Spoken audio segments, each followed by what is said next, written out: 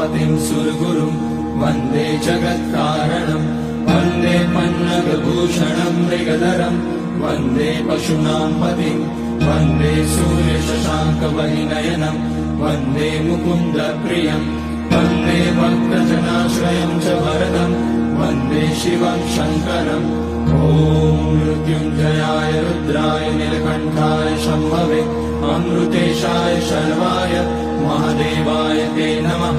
नमस्तेऽस्तु भगवन् विश्वेश्वराय महादेवाय त्र्यम्बकाय त्रिपुरान्तकाय त्रिकाग्निकालाय कालाग्निरुद्राय नीलकण्ठाय मृत्युञ्जयाय सर्वेश्वराय सदाशिवाय श्रीमान् महादेवाय नमः।